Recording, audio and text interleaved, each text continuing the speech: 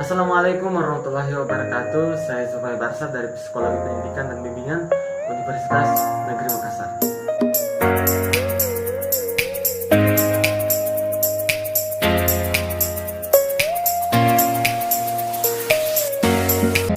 Kali ini saya akan menjelaskan sedikit tentang konseling naratif. Nah, sebelum itu kita harus mengerti tentang pendekatan naratif. Pendekatan naratif menganggap manusia itu mampu berimajinasi, mampu berkreasi dengan apapun yang terjadi dalam hidupnya. Nah, dalam pendekatan ini juga menganggap manusia itu mampu mengatasi setiap masalahnya dibantu dengan cerita-cerita yang mereka buat. Dalam video kali ini saya akan mengajak seorang konselor untuk melakukan proses konseling di mana dia mendapatkan masalah belajar online, terganggu aktivitasnya sehari-hari, dan namanya jaringan yang sangat mengganggu. Dalam video ini juga saya akan mengajak konselor itu untuk memandang masalahnya dari sudut pandang lain, bukan hanya dari sudut pandang seorang siswa. Jadi silahkan menyaksikan. Assalamualaikum Pak. Waalaikumsalam. Silakan dulu. Terima kasih Pak. Oke, bagaimana keadaan Nak Zainur? Alhamdulillah baik Pak. Nah, saya mau tahu nih apa sih maksud dan tujuan Nak Zainur datang ke sini? Saya mau cerita dan mengeluh sedikit tentang apa yang saya alami selama saya menjalankan belajar online ini Pak. Belajar online. Sudah berapa lama belajar online-nya? Masih ingat? 2 bulan ya Pak selama corona. Selama pandemi, pemerintah memberikan solusi agar tetap menjalankan pendidikan walau itu melalui Online Pak. online, jarak jauh dan semuanya. Coba ceritakan sedikit masalah kamu. Ya. Saya kesulitan memahami materi secara daring Pak. Ditambah lagi dengan masalah jaringan yang tidak stabil di kampung saya, membuat saya semakin tidak mengerti.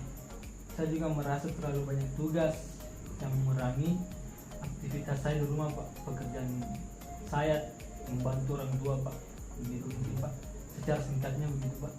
Iya, oke, saya mengerti apa yang kamu rasakan. Nah, sebelum itu saya akan jelaskan bahwa saya sebagai konselor ini punya kode etik yang pastinya akan menghadapi semua asas-asas yang ada di dalam proses konseling ini. Nah, contohnya adalah asas kerahasiaan. Nah, informasi ini tidak bakalan keluar dan hanya diketahui oleh anak Zainur dan saya sendiri juga. Nah, ini saya yakin dan percaya saja ini informasi semua tidak bakalan keluar dari ruangan ini. Ayo Pak. Oke. Nah, mendengar dari masalah kamu, saya bisa menyimpulkan bahwa Nak Zainur sudah bosan ya dengan belajar online dan ini semua mengganggu aktivitas Nak Zainur. Iya Pak. Ini dari tidak bisanya memahami Belajar materi, materi masalah jaringan, dan masalah terganggunya aktivitas yang ada di rumah. Nah, itu semua adalah masalah orang-orang yang sedang terdampak pandemi. Nah, saya mengerti masalah yang kamu hadapi sekarang.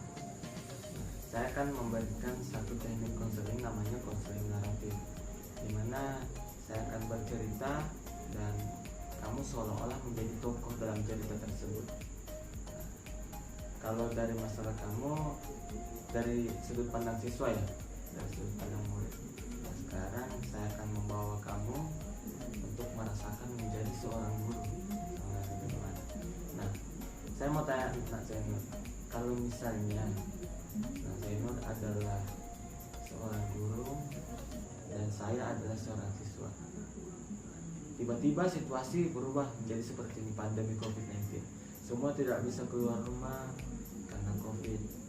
Semua tidak bisa belanja karena COVID, tidak bisa belajar di sekolah karena COVID. Nah, apa yang akan Zainur berikan kepada saya? Mungkin kalau saya jadi guru ya Pak, hal yang pertama yang saya lakukan adalah memaklumi yang dirasakan siswa, entah itu dari masalah jaringan, tugas dan lain-lain. Jadi kalau saya jadi guru mungkin saya kurangi kerja tugasnya Pak. Mungkin saya kasih tugas saya seputar COVID ini. Jadi dia paham apa itu COVID supaya dia bisa menjaga diri dan sebagainya, Pak. Mungkin itu saja dari saya. Kalau saya jadi guru ya, Pak. Oke. Saya sudah mengerti dari sudut pandang kamu, tapi belum sampai ke tahap terlalu modernnya. Kamu belum bisa memaknai seorang guru. Nah, bayangkan saja, ini kan kita sudah 2 bulan nih Ya, Pak. pandemi. Kita diberikan materi COVID, tidak bosan 2 bulan, pasti bosan ya? Benar, Pak. Pasti bosan. Nah, salah satu cara untuk menilai siswa dari seorang guru itu adalah menilai tugas-tugasnya. Nah, kalau misalnya tugasnya Nazar tidak ada, guru mau nilai apa? Nah, coba lihat dari sudut pandang seperti itu. Sebenarnya guru-guru juga sekarang lagi dilema, lagi pusing, karena mereka tahu bagaimana posisi seorang siswa, mereka tahu posisi seorang guru. Nah, kembali lagi seperti tadi, ketika tugas dari seorang siswa kurang, nah, lantas apa yang dinilai oleh seorang guru? Nah, kan seperti itu. Sudah mengerti kan? Oh iya. Nah, oke. Sekarang kita ganti konteksnya lagi. Kita lebih tinggi. Bayangkan Zainur ini adalah seorang presiden, dan sekarang tiba-tiba semua situasi berubah. Pandemi COVID-19 menghadang, memunculkan ekonomi, memunculkan pendidikan yang ada di Indonesia, bahkan untuk belajar di sekolah susah. Nah, sebagai presiden, apa yang Zainur akan lakukan? Mungkin cuma satu ya, Pak. Intinya semua rakyat saya itu kesehatannya terjamin. Mungkin itu saja yang saya lakukan untuk masa pandemi ini ya, Pak.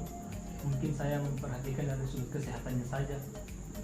Nah, kalau seperti itu berarti pemerintah kita sudah mengambil jalan yang tepat ya, karena kita sudah menjalankan pembelajaran jarak jauh, belajar online. Nah, ini yakin dan percaya inilah cara yang tepat, cara efektif untuk menghadapi pandemi COVID-19 ini. Dan inilah yang terbaik sebenarnya. Termasuk belajar online ini ya, Pak. Termasuk itu, karena memang dari mana guru-guru untuk menilai? Karena sudah berjalan 2 bulan seperti ini, guru juga pusing sebenarnya. Dan saya punya cerita. Sebenarnya COVID-19 ini ada positifnya juga. Nah, ketika kita pembelajaran jarak jauh, semua orang terpaksa untuk mengikuti perkembangan zaman. Semua orang terpaksa untuk mempelajari teknologi terbarukan. Nah, itu adalah hal positif dari COVID-19 ini. Nah, mendengar tadi cerita Zainur menjadi seorang guru, menjadi seorang presiden, sebenarnya Zainur sudah mengerti apa yang akan dilakukan. Mungkin saya tanyakan dulu ke Zainur apa yang Zainur lakukan, tapi sebagai seorang siswa ya untuk saat ini. Mungkin setelah mendengar jawaban dari Bapak, saya sudah sadar ya. Mungkin wajar juga kalau guru memberikan banyak tugas kepada murid, karena seperti tadi yang Bapak bilang, karena kita sekarang berada di masa pandemi. Mungkin saya sudah sadar, Pak. Iya, oke. Saya sangat bangga dengan kemajuan kamu, perkembangan kamu saat ini. Nah, sebelum kita mengakhiri sesi ini, saya mungkin ada homework ya, tugas rumah untuk kamu. Nah, saya akan memberikan banyak cerita-cerita seperti tadi. Bayangkan seperti ini apa yang akan kamu lakukan. Nah, semua saya akan kirimkan di lewat WhatsApp ya. Ya, Pak. Sebentar saya kirimkan, dan kita ketemu 3 hari ke depan, boleh ya? Boleh, Kita Pak. tatap muka online aja. Iya, Pak. Oke, kita konseling online, dan saya akan lihat jawaban-jawaban dari soal yang setelah saya berikan kepada Nazainur. Iya, Pak. Oke, Iya, Pak. jadi mungkin cukup sekian. tetap semangat dan tetap jaga kesehatan ya. Ya, Pak. Ini bukan akhir dunia. Oke. Pak. Nanti saya hubungi Bapak ya. Oke. Sebentar saya kirimkan tugasnya ke WhatsApp. Ya, Pak. Saya pergi dulu Pak. Terima kasih. Assalamualaikum Pak. Waalaikumsalam. Baiklah, itulah tadi sedikit praktik konseling naratif. Semoga dapat bermanfaat untuk kita semua. Dan yang terakhir, tetap semangat dan jaga kesehatan. Saya Subur Warsa.